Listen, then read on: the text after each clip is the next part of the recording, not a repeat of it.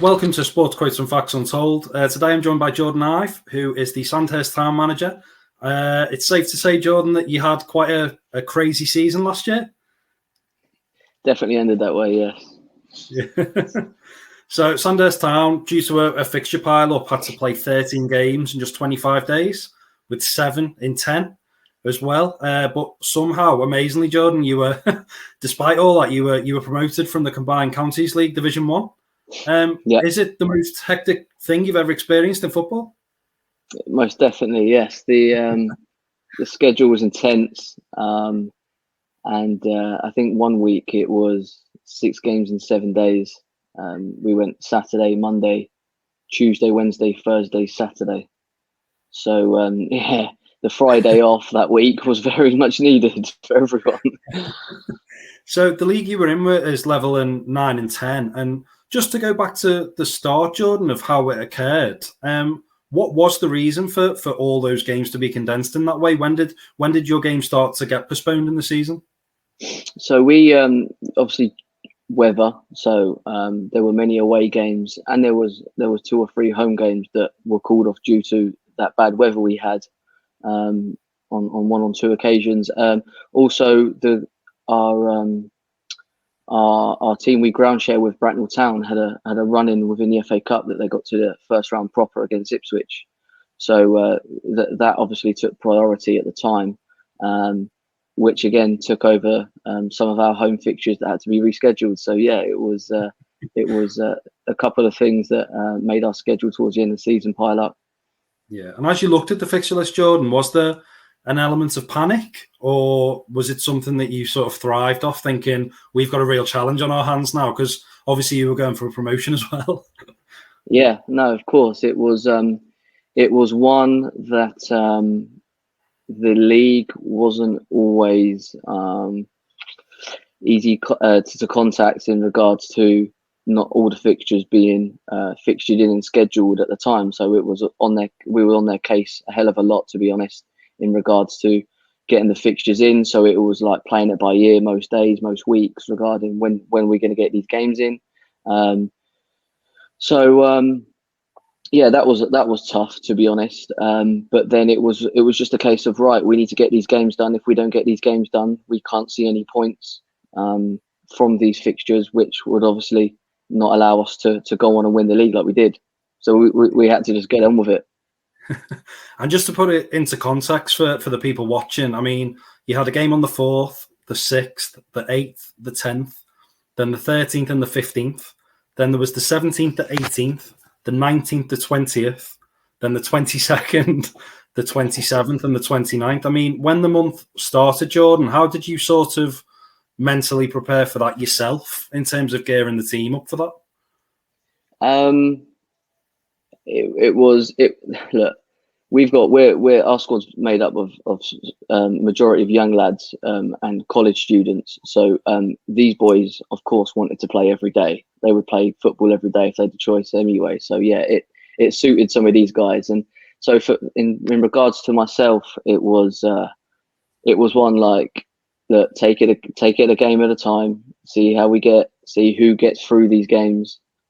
We were lucky enough to again have a college program behind us that our pool of players was pretty big, in the fact that if anyone did feel tight or get injured or feel tired, we were able to bring in some of these other guys to fill in. So that, in terms of having that for myself, that was very, very kind of, it made me have confidence in regards to that we can freshen it up if needed. So that was great.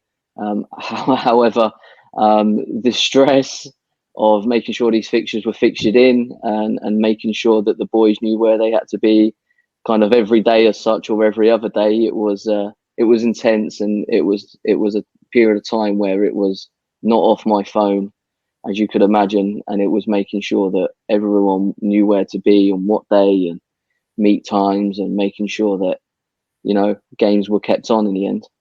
Yeah. And as you went through those games, Jordan, was there a time when you had to register any new players, or from the players that you chose, were they in your squad all season?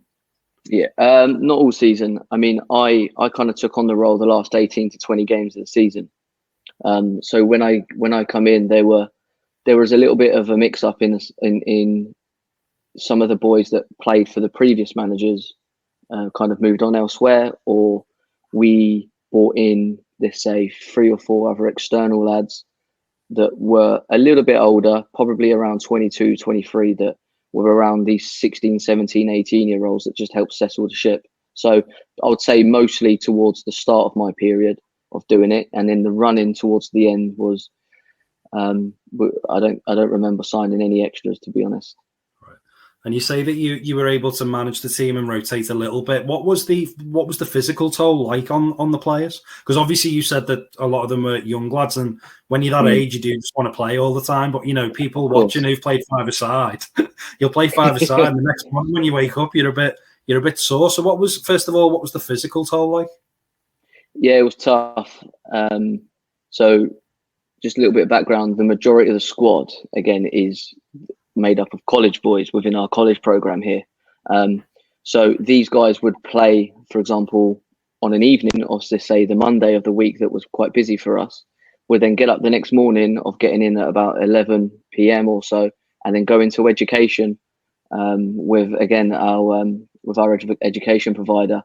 And then that same day, obviously, then go home after they finish education, obviously eat, maybe get a nap in if they can, and then back to it that next evening, So it was tough for them, but definitely. And like I say, we had to change it up. We had to rotate it, which meant some other lads, and I probably want to say that everyone within the college program at some point towards the last 18 to 20 games of the season appeared and got that exposure to men's senior football at 16, 17 years old.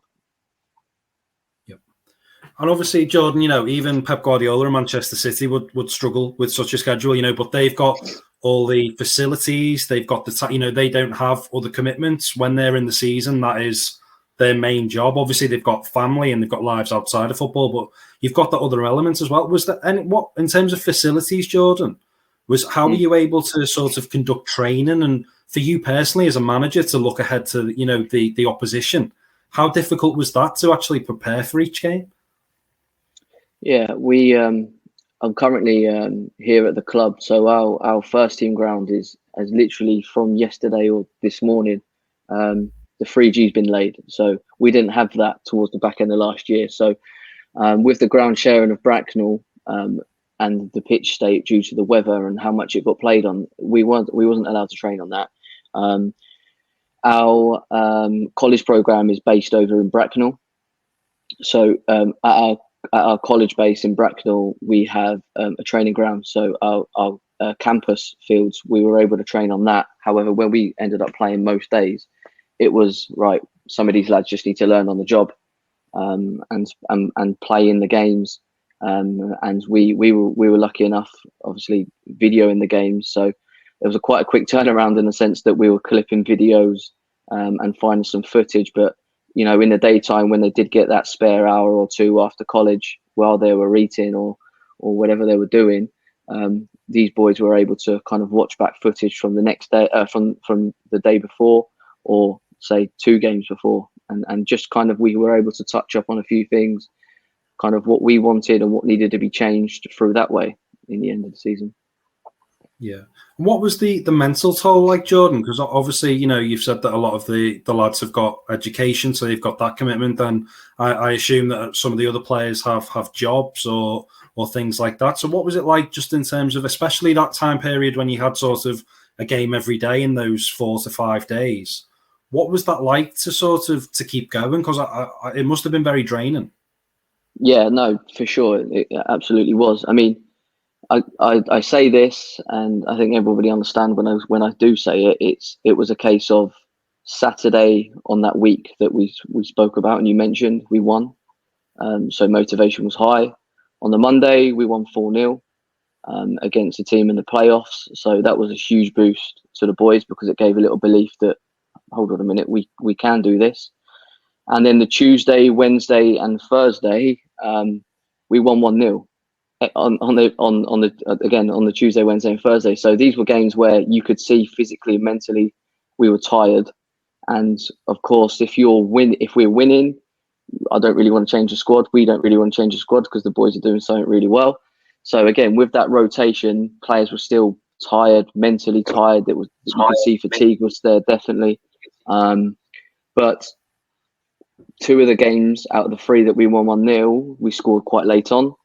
So it was quite a slog towards that moment. And then when we did score, it was like, wow, everyone looked completely refreshed again because we all knew what we were fighting towards. So in the end, again, the wins late on, or the wins that we did win 4-0, that actually got the boys through it because they just wanted to go and do it all again. Yeah, because I was going to say, do you think actually, momentum is a big word in football? Do you think in some ways the fact that you had that actually, helped the team? Absolutely. Yeah. No, I would completely agree with that. And that was a huge factor for the boys and for the staff. Because, every game that we did win, it was right. We were one less game closer to winning the league. And we had something in-house of games and points that we needed to win and earn. And of course, when you play that many games within a week, it was right on the Tuesday, bring on Wednesday because we want to get 3 points closer again and another win down. Yeah, and on the run, you won 10, drew 2, and you lost 1.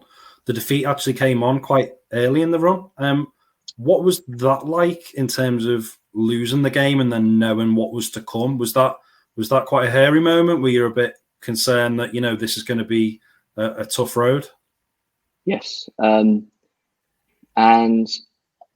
look, there were too many games, so you could say, look, that game was the most important in terms of going on to win the league. However, the loss that we had were to a team that were top of the league at the time and very local to us.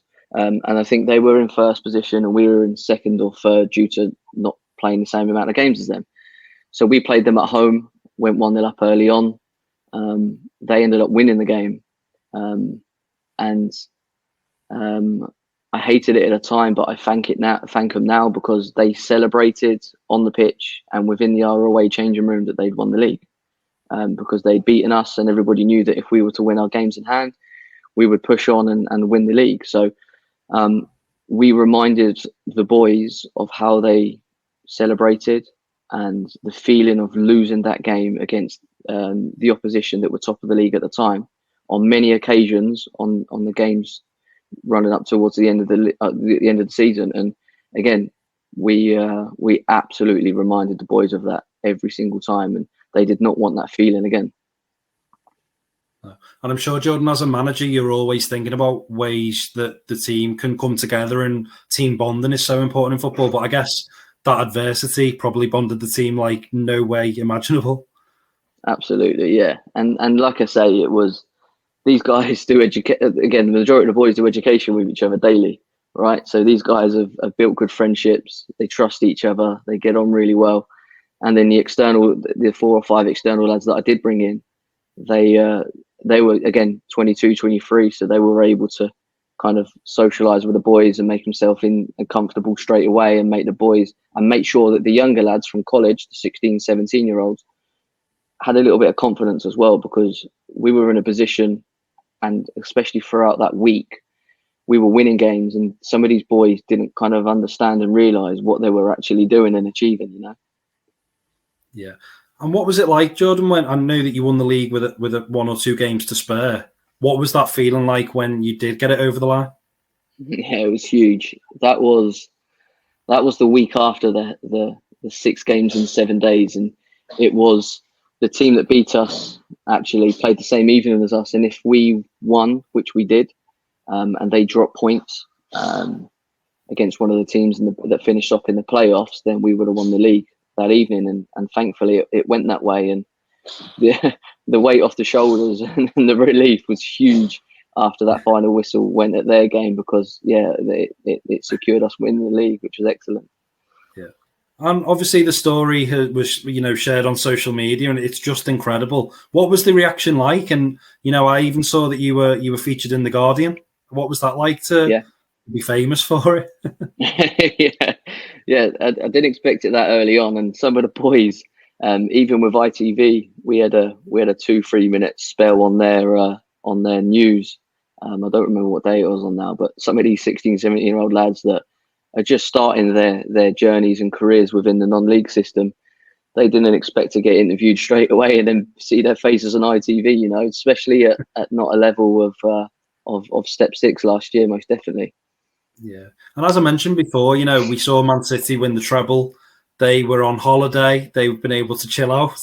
With your guys, have they still had to sort of be in education? And obviously some of them will have just had to go back to work. Have you heard any stories if they've been able to like recharge yet? I think a couple of them have had long weekends away with family, but I mean, again, the majority of the boys, they're still in education now, and won't finish education for another week and a half, 2 weeks potentially, depending on how they're getting on with their schoolwork, you know.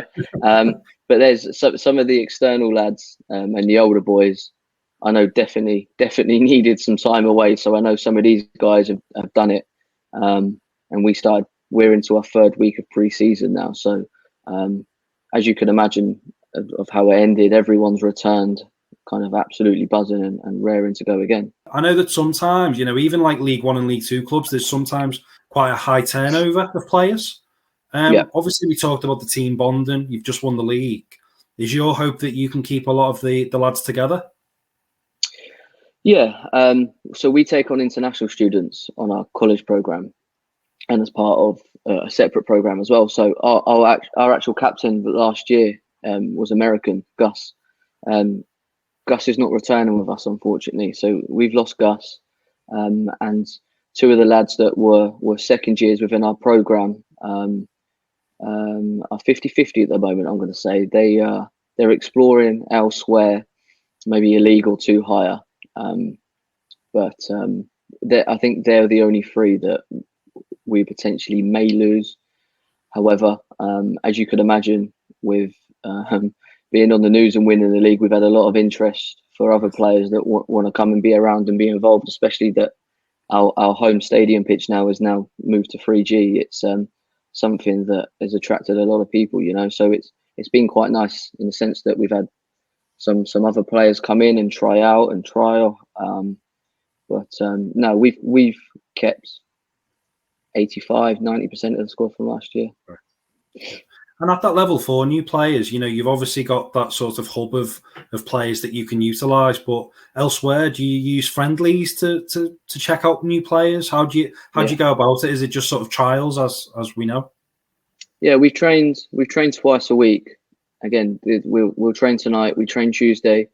We played a fixture on Saturday against a team at level 7, so step 4, a league above us. That was a fantastic test. We drew with them, which was another boost for the boys, because they can see that they can compete with these kind of bigger teams as such that have been higher in higher leagues for a longer time.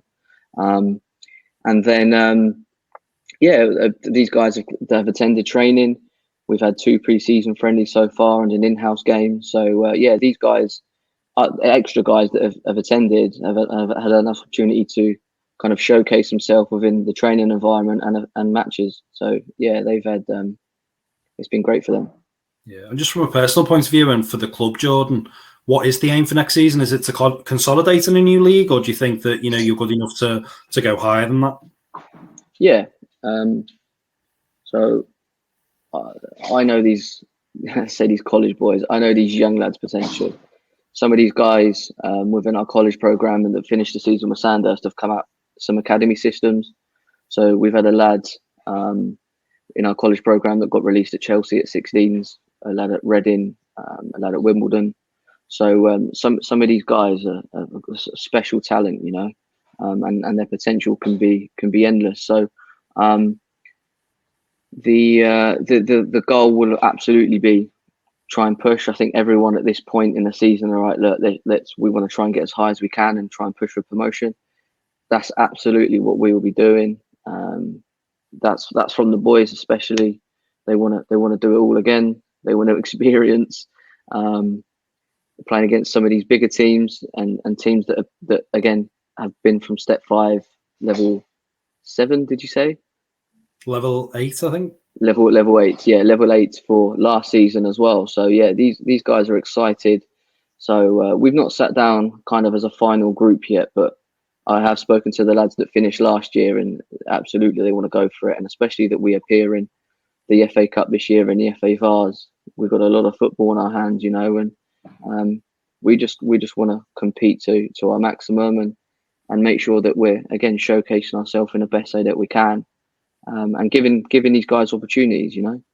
Yeah, and just finally, Jordan, you know, a new season. If you are doing well, sort of November time, will you be hoping for another harsh winter so that you can do it all again? yeah. We like to make things hard for ourselves, so yeah, absolutely, we'll want to do that again, especially if it ends up the way it did, you know. But no, we're hoping, obviously, with the 3G change at the home ground now, there's not going to be not many games at all, unless it's snow, you know, heavy snowfall that's gonna cancel games here. So it should be fine here. It's just depending on the away grounds. But yeah, absolutely, bring it on. Yeah, brilliant story, Jordan. Really appreciate you taking the time out to chat to us today. Yeah, pleasure. Thank you for having me. No worries. Good luck for the new season. Thank you.